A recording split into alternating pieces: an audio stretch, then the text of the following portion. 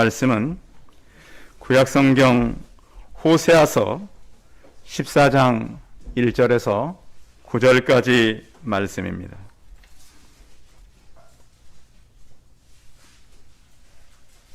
호세아서는 1268면에 있습니다. 구약성경 1268면 호세아서 14장 1절에서 9절까지 말씀을 봉독해 드리겠습니다. 이스라엘아, 내 하나님 여호와께로 돌아오라. 내가 불의함으로 말미암아 엎드러졌느니라. 너는 말씀을 가지고 여호와께로 돌아와서 아뢰기를 모든 불의를 제거하시고 선한 바를 받으소서. 우리가 수송아지를 대신하여 입술의 열매를 주께 드리리이다. 우리가 아수리의 구원을 의지하지 아니하며 말을 타지 아니하며 다시는 우리의 손으로 만든 것을 향하여 너희는 우리의 신이라 하지 아니하오리니 이는 고아가 주로 말미암아 긍휼을 얻음이니이다 할지니라. 내가 그들의 반역을 고치고 기쁘게 그들을 사랑하리니 나의 진노가 그에게서 떠났음이니라. 내가 이스라엘에게 이슬과 같으리니 그가 백합화같이 피겠고 레바논 백향목같이 뿌리가 박힐 것이라. 그 가지는 퍼지며 그의 아름다움은 감람나무와 같고 그의 향기는 레바논 백향목 같으리니 그 그늘날에 거주하는 자가 돌아올지라. 그들은 곡식같이 풍성할 것이며 포도나무같이 꽃이 필 것이며 그 향기는 레바논의 포도주같이 되리라.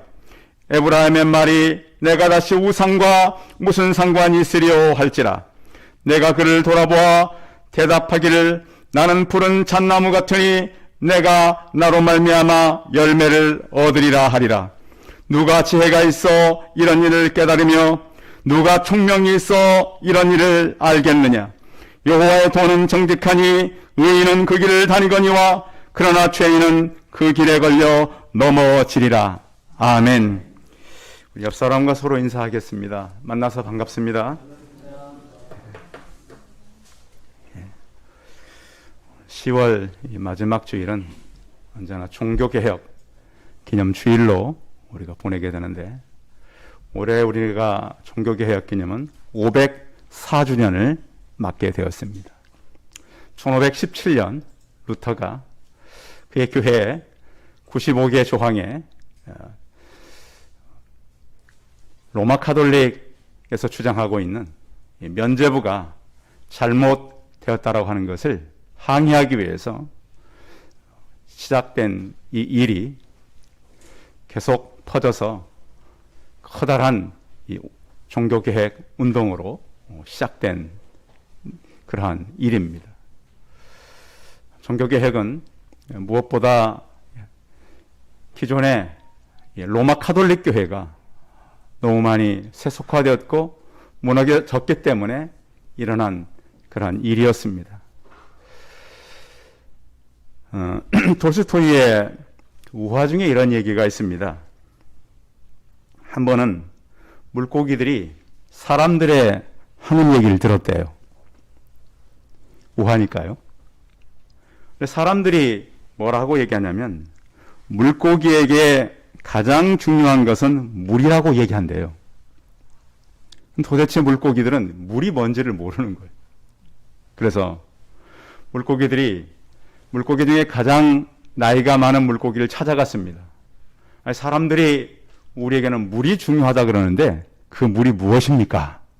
그래서 나이가 많은 이 물고기가 이렇게 해 주었습니다. 우리가 그 속에 살고 있는 것이다. 물은 우리의 생명이라고 할 수 있고 우리 몸이 언제나 그 물에 적셔 있어야 날마다 그 속에서 살기 때문에 우리가 느끼지 못하며 생각조차 하지 않고 있었을 뿐이다. 톨스토이는 물고기와 물의 이야기를 통해서 살아계신 하나님과 이 땅에 살아가는 사람들의 관계가 어떤 것인가를 가르쳐주기 위해서 이 이야기를 쓴 것입니다.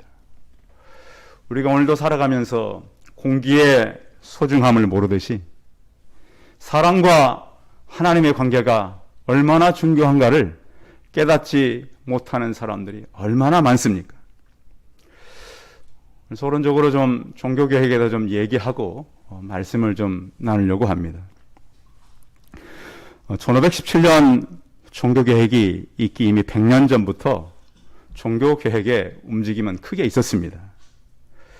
가장 컸던 사건이 영국에서 존 위클리프라고 하는 옥스퍼드 대학의 신학자였습니다.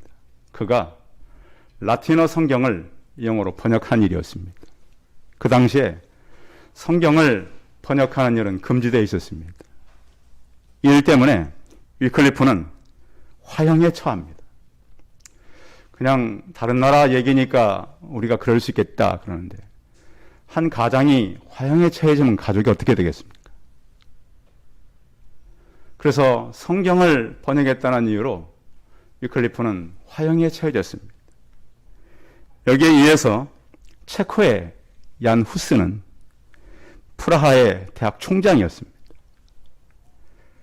그도 이 잘못된 로마 카톨릭 교회를 비난했다는 이유로 콘스탄틴 공의에 소환되어서 1415년에 화형을 당합니다. 그러면서 얀 후스는 이런 얘기를 합니다. 후스라는 얘기가 체코말로 거위라는 뜻이 있다 그럽니다.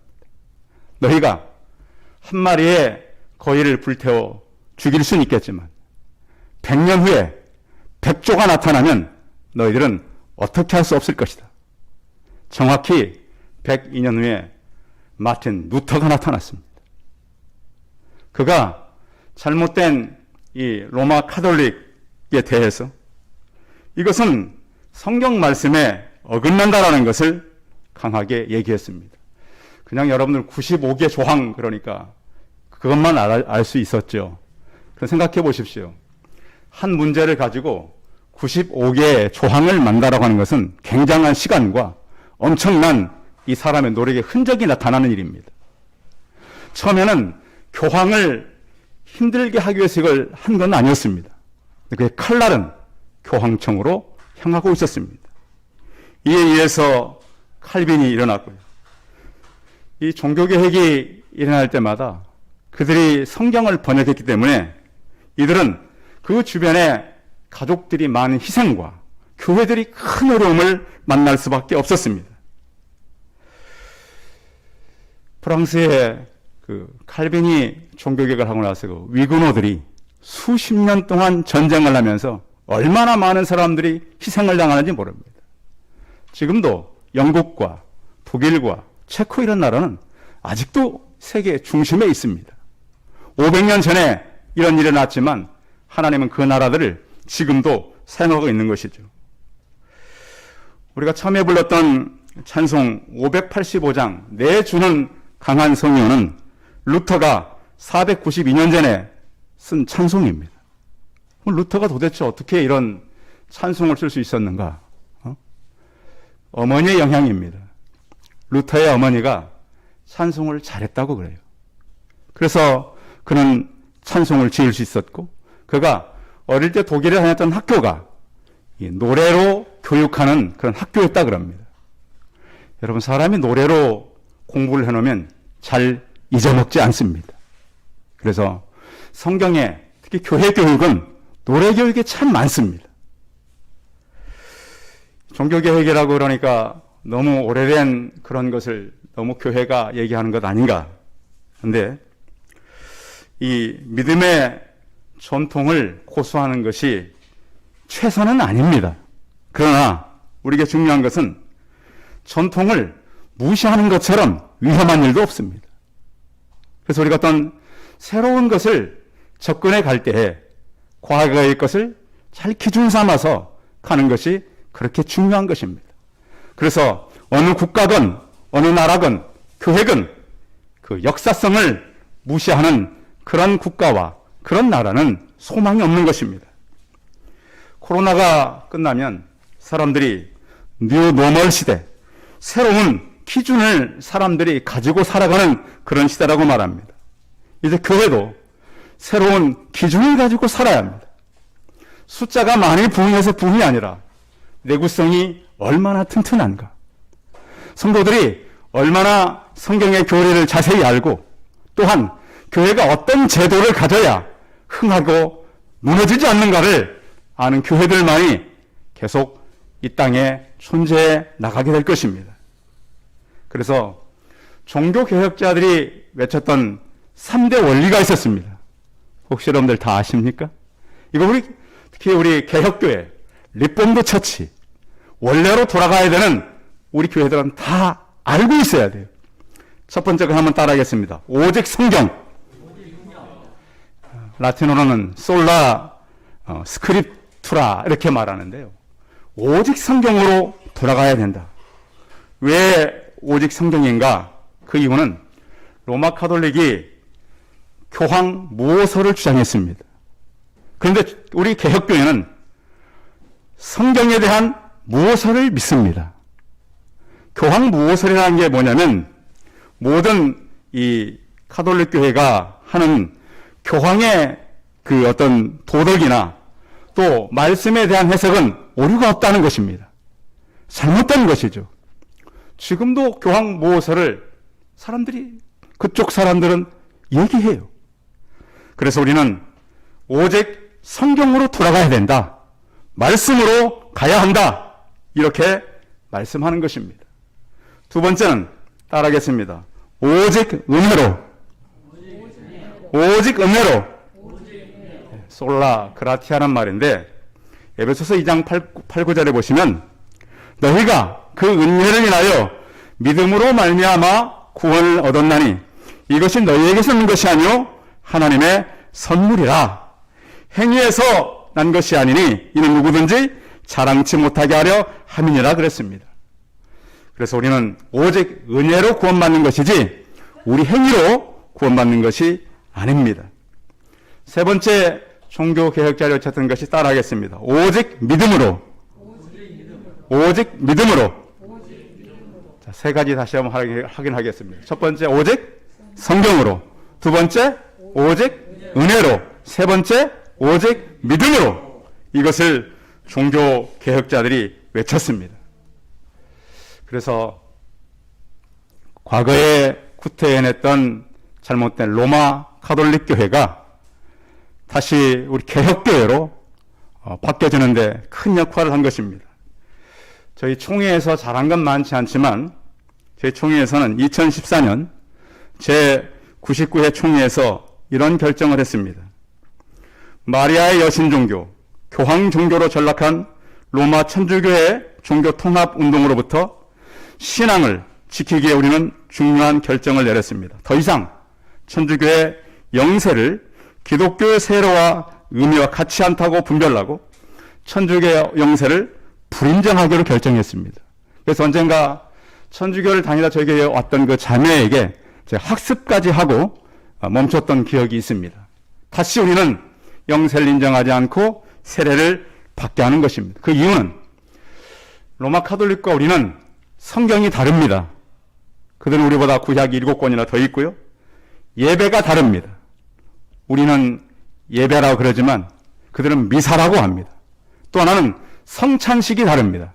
우리는 영적 임재설을 믿지만 그들은 지금도 화채설을 믿고 있기 때문입니다. 이래서 우리가 왜 개혁교회로 가야 하고 말씀으로 가야 되는지를 종교개혁자들은 분명히 알았고, 특별히 오늘 말씀의 호세아서도 마찬가지입니다. 여호와께로 돌아가야 한다. 이스라엘 백성들이 너무 타락해서 우상으로 빠졌습니다. 그래서 하나님께서 호세아 선지자를 불러서 음란한 여인 고멜을 만나서 자녀들을 낳아라. 그래서 호세아는 가서 이 돈을 주고 고멜이라고 하는 여자를 사옵니다. 그래서 자녀들을 낳습니다. 자녀를 낳는데 큰아이의 이름을 이스라엘이라고 지어라. 여러분, 우리가 이스라엘은 아시죠? 이스라엘이 무슨 뜻이죠? 하도 많이 들었지만 여러분 얼른 질문하면 잘 모르시겠죠. 이스라엘은 하나님의 통치, 하나님의 다스림, 이것이 바로 이스라엘입니다. 엘이라고 하는 말은 하나님이라고 하는 말씀이거든요. 그래서 이스라엘 하면 하나님의 다스림. 그런데 이스라엘로 지어라. 이 말의 의미는 하나님께서 흩으신다. 아이 이름을 낳았는데 어떻게 이스라엘로 지으라 그러지? 이스라엘, 하나님이 흩으신다는 그런 의미로 지으라고 했어요. 두 번째 아이를 낳았을 때 루하마. 원래 그 히브리 말에 로라고 하는 말은 부정어입니다. 루하마는 하나님께서 불쌍히 여긴다. 그러면 루하마 그럼 무슨 뜻이 되는 거예요? 하나님께 불쌍히 여기지 않는다. 어떻게 자녀를 낳았는데 이름을 불쌍히 여기지 않는다.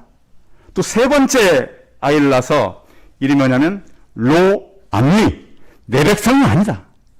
이렇게 이름들을 계속 짓게 하는 것입니다.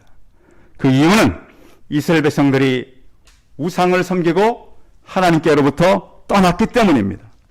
그런데 하나님은 다시 그들에게 다가와서 이스라엘을 이스라엘로, 롤로하마를 루함으로, 로함미를 암미로, 그래서 회복할 하나님의 말씀을 그들에게 주고 계신 것이죠. 장차 하나님은 우상의 자녀를 하나님의 속전을 내시고 하나님의 백성 삼으실 것을 호세아를 통해서 선포해 주신 것입니다. 그 호세아가 이스라엘을 향해서 이렇게 외칩니다. 14장 1절 같이 읽어봅니다. 시작. 이스라엘아, 내 하나님 여호와께로 돌아오라. 내가 불의함으로 말미암아 엎드러졌느니라. 내게 돌아와라.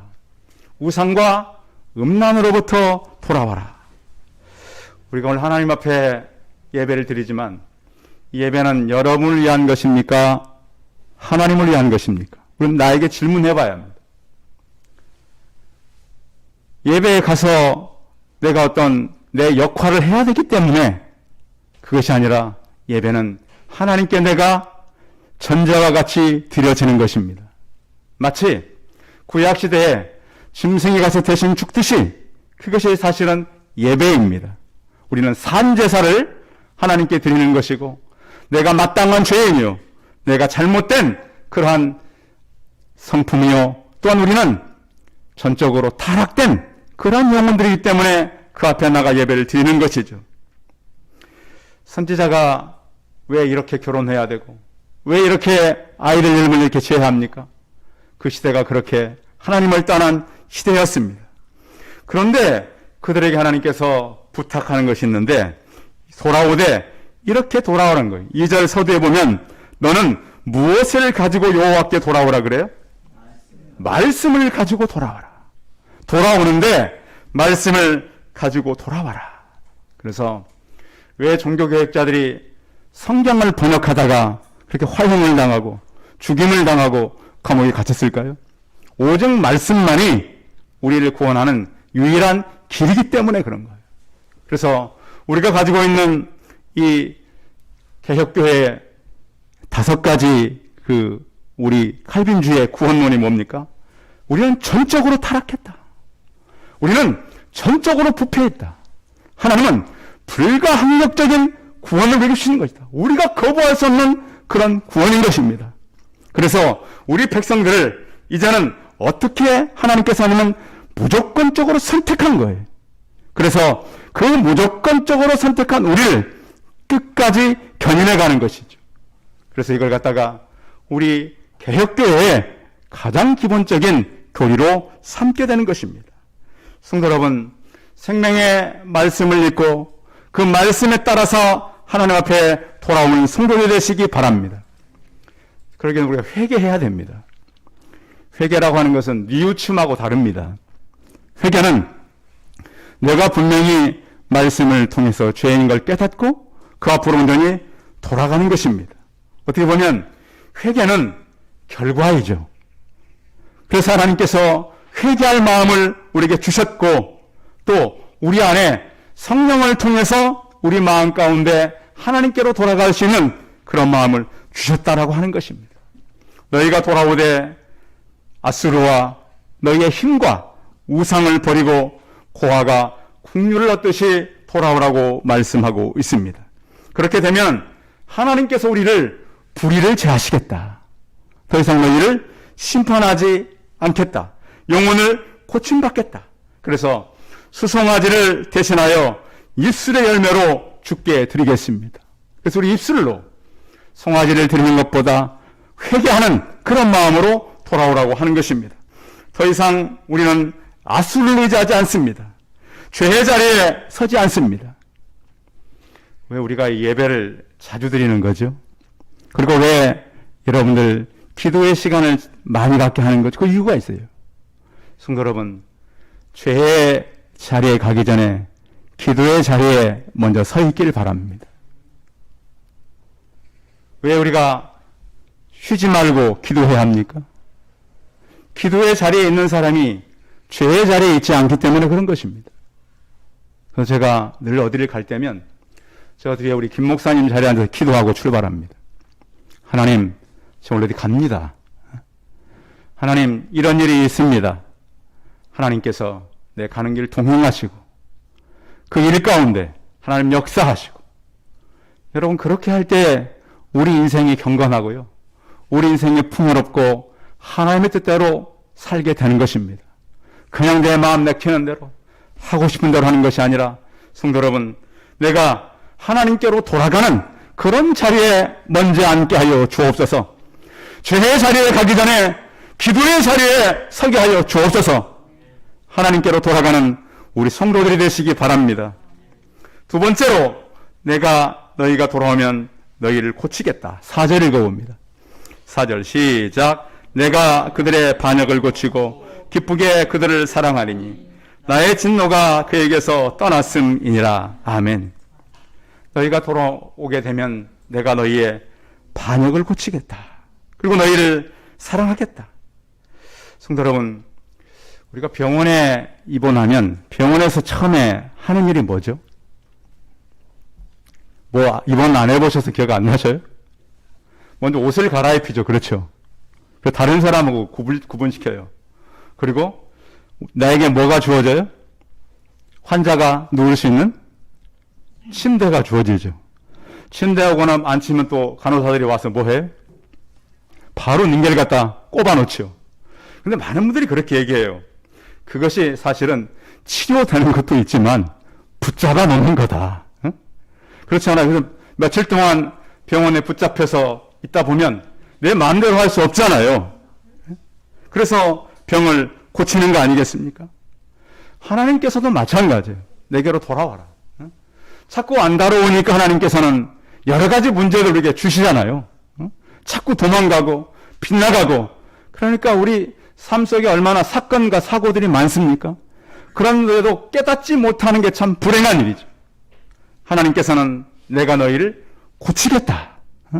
그러니까 어떤 문제가 왔다고 너무 두려워하지 마시고 하나님의 일하심이 시작되심을 믿음의 눈으로 바라보시기 바랍니다. 그리고 너희를 내가 기쁘게 사랑하겠다. 회개하고 우리가 돌아올 때는 우리 의지가 필요합니다. 하나님께서 어떤 회개라는 마음을 줬을 때는 우리가 죄의 자리에 가지 않기 위해서, 삶을 정결하게 살기 위해서 우리 의지 행동이 필요해요. 왜냐하면 하나님께서 우리에게 지정을 주셨고 자유의지를 주셨지만 제한적 선택적인 그런 의지를 주시는 거예요.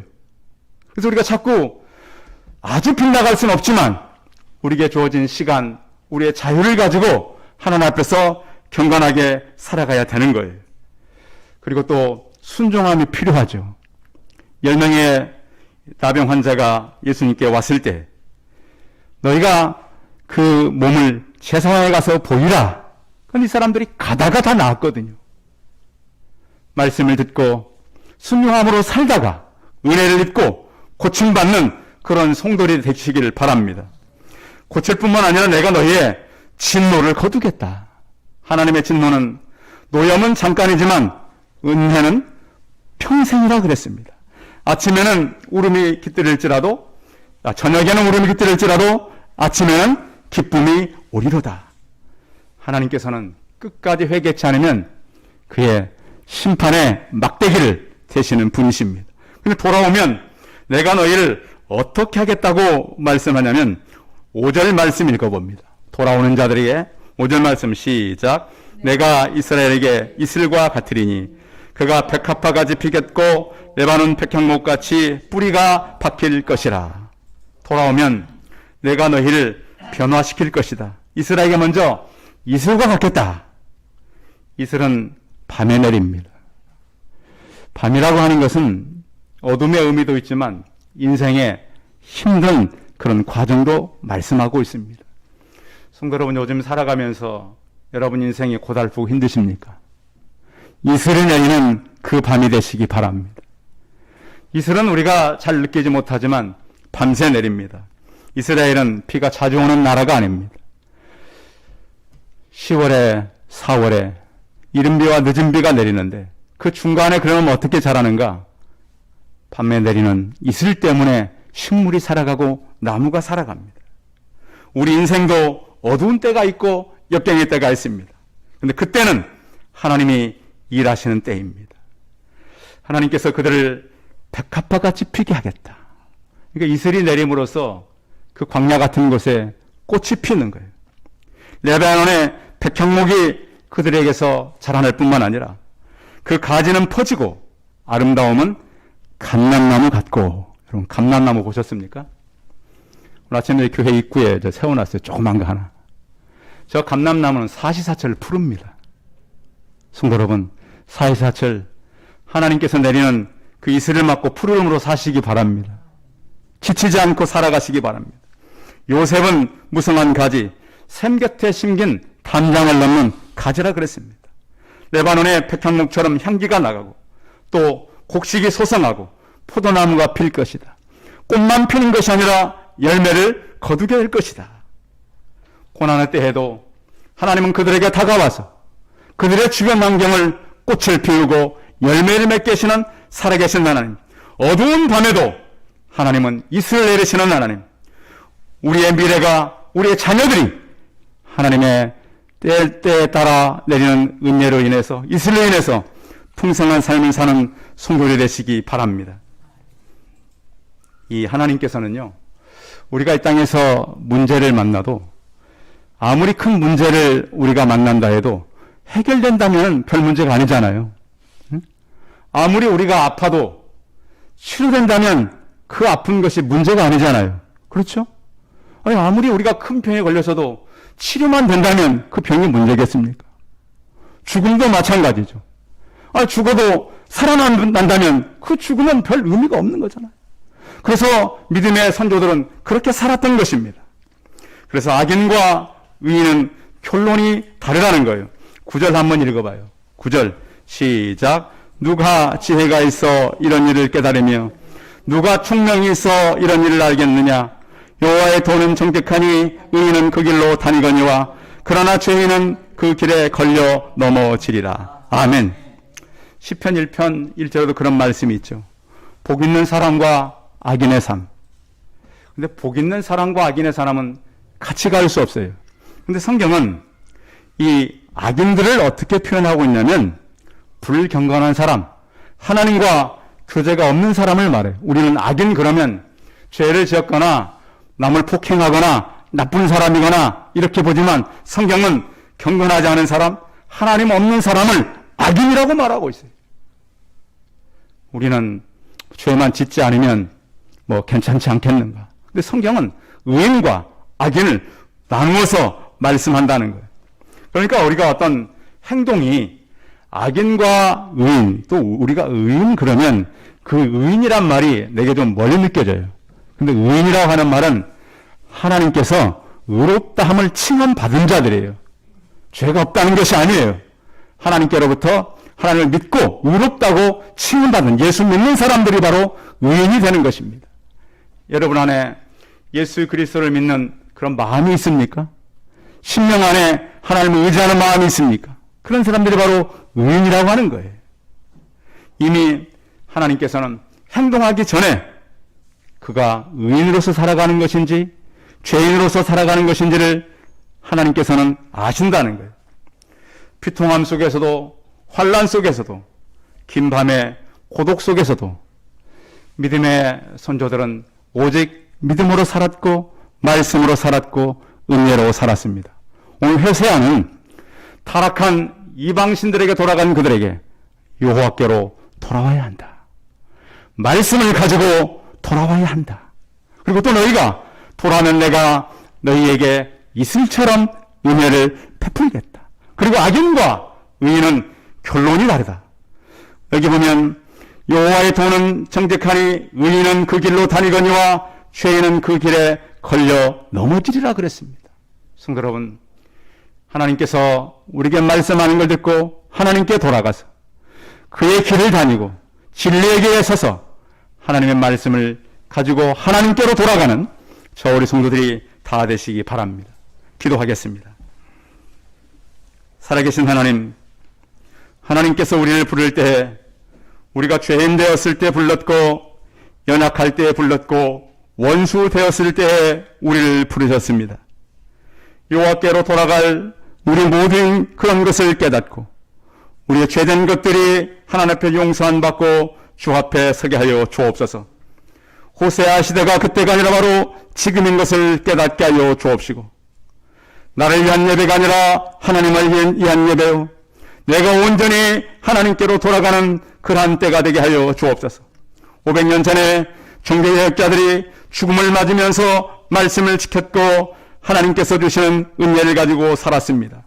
우리 또한 다시 마음 가운데 각오하고 여호와께로 돌아가는 삶을 사는 우리가 되게 하여 주옵소서. 주 예수 그리스도의 이름으로 기도하였습니다. 아멘. 광고 말씀 드리겠습니다. 11월 달 행사가 기록되는데요. 오늘은 종교개혁 기념 주일이고요.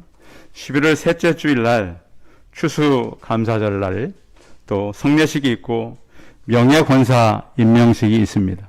이미 당회에서는 두 분을 정해 놓았고 두 분에게 말씀을 드려놨습니다. 그래서 여러분께서 기도로 준비하고 교회가 이런 일을 잘 감당할 수 있도록 또 우리에게 주신 하나님의 은혜를 같이 누리고 기도하면서 준비하면 좋겠습니다.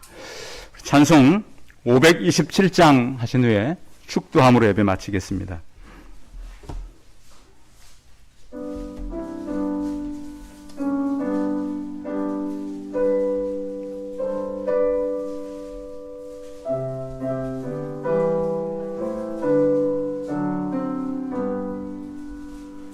어서 오라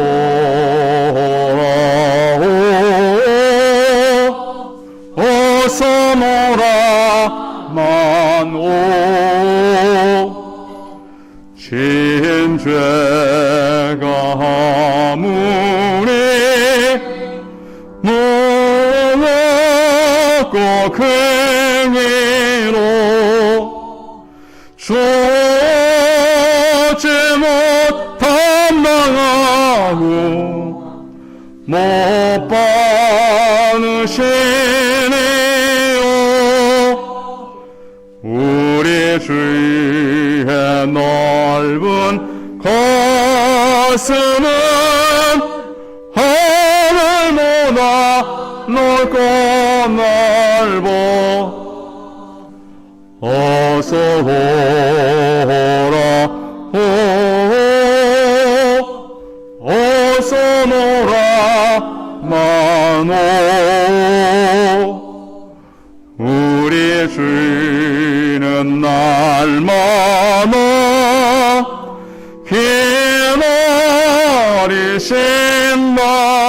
기다리신다오 밤만 하면 열어놓고 마임 요리시며 나간 자식 돌아오기만 범생이나 그리신다오 어서 돌아오 어서 놀아 만오 채찍 맞아 아파도 주의 손으로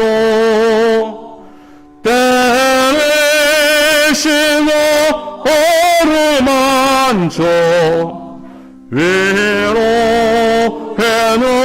놓으시는